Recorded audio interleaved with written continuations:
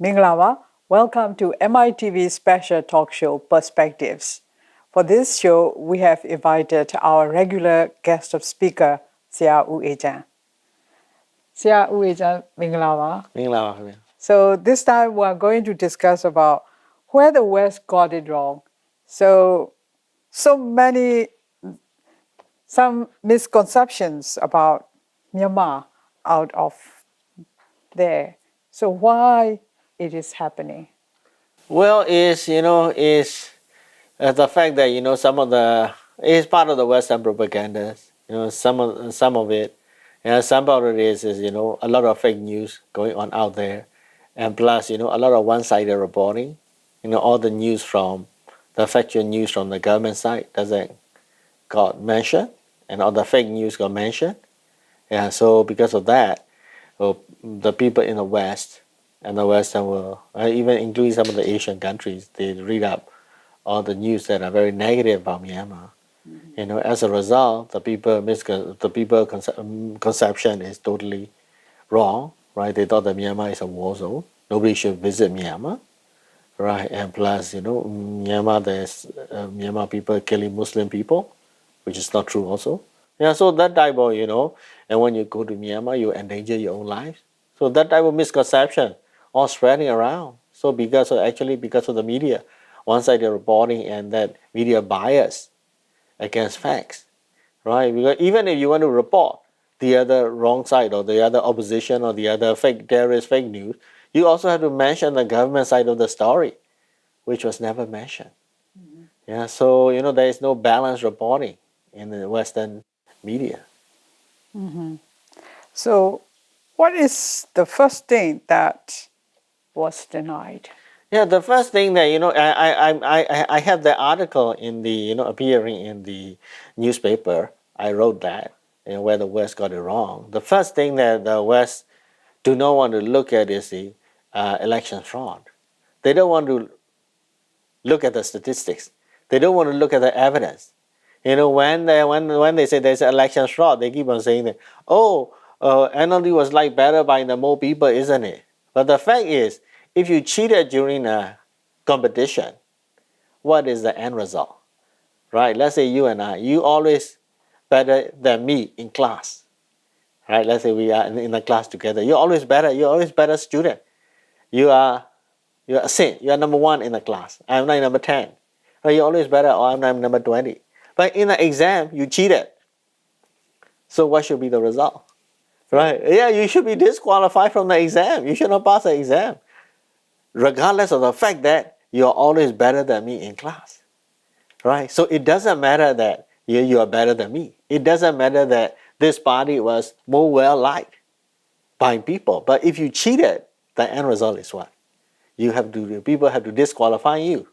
Right? Regardless, even you cheated a little, in the exam, it doesn't matter, and when you steal something from City Mart, it doesn't matter how much you steal. Stealing is stealing. Same thing in the sports also, right? Even Louis Armstrong, he got banned because of the drug taking. Yeah, in the Tour de France bicycle competition, right? He is always better than everybody else, but he was banned. He was disqualified because why? Because he cheated. Yeah. He took drugs. So it's the same thing with the elections, right? Regardless of how popular the party is or how popular the leader is, if you cheated, the end result should be a disqualification. Mm-hmm. But the amount of, even if you want to look at the amount of fraudulent votes, it's a lot, significantly a lot. It's like, 1/3 of the eligible voters. So that part of the thing, the Western media and Western diplomats, they always denied.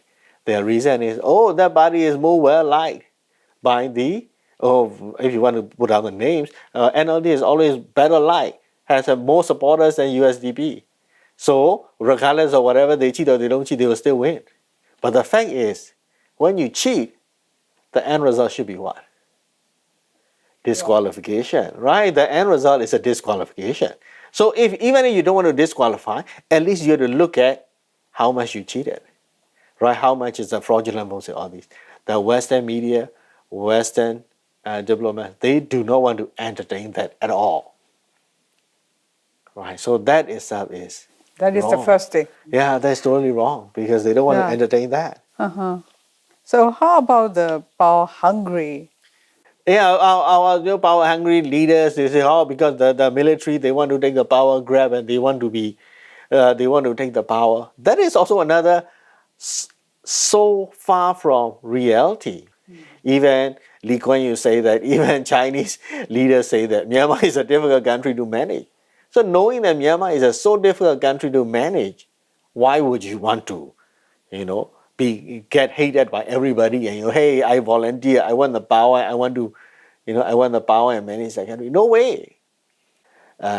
Media and plus diplomats have to think of that. The leaders who have temporarily take charge of the Myanmar, they do not want to, they be in charge forever because this country, managing this country, this, when you take the power or so-called the Western side, they call it a coup, although it technically is not, right? The people swear at you, curse at you, swear. It's not only you got swear and curse. Your relatives, also the whole military also got attacked by, hated and got hated. The fact is, who wants to do that? Right, so it's the action of last resort. They have no choice. So that part, that part is, oh, they say, oh, they want to grab power, they want to be leader forever, they want to be dictator forever, he wants to be, whoever take power want to be president forever. It's totally not true. So that is also a misconception by the West. They thought that, the generals or the military, they want to stay in power forever. It's not. Yeah, because assuming that you are already well off, do you want to, take the trouble of governing the so difficult to govern country?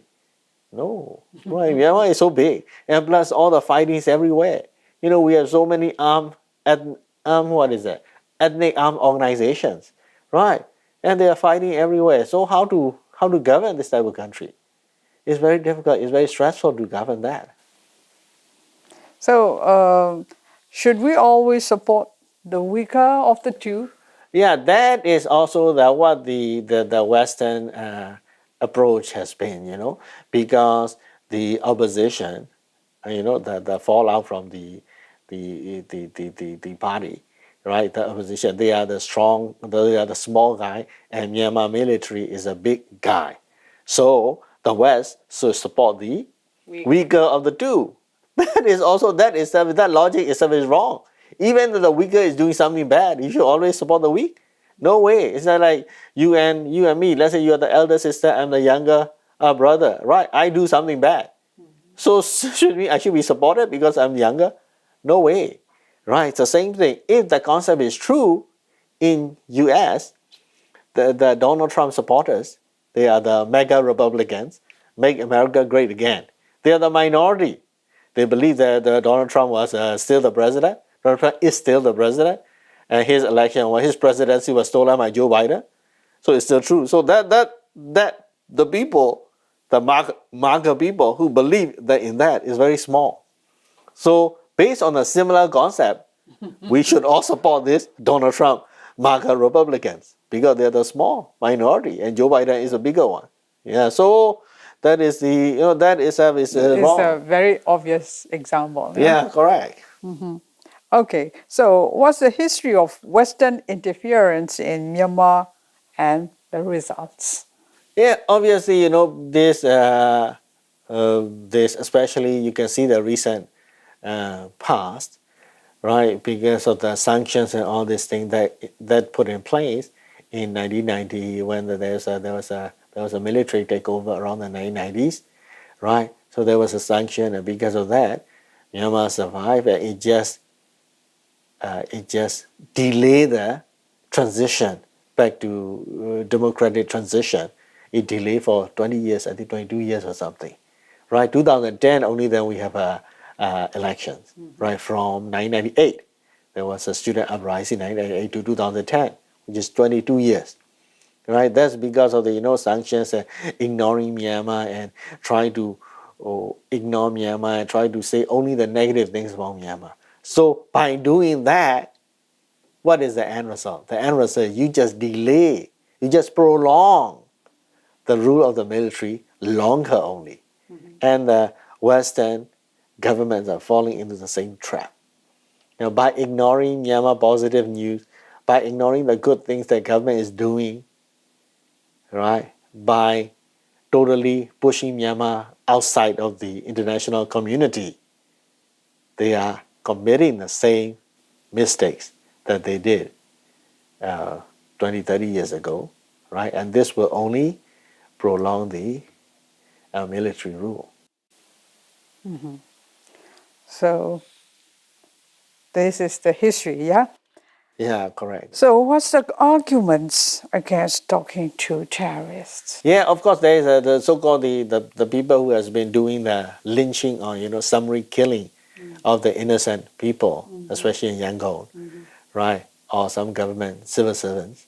Yeah, the last was Lili Nangjo, who was singer. Yeah, so yeah, the Western people, the governments and the diplomats, they don't like these people called terrorists. I don't know what should be called.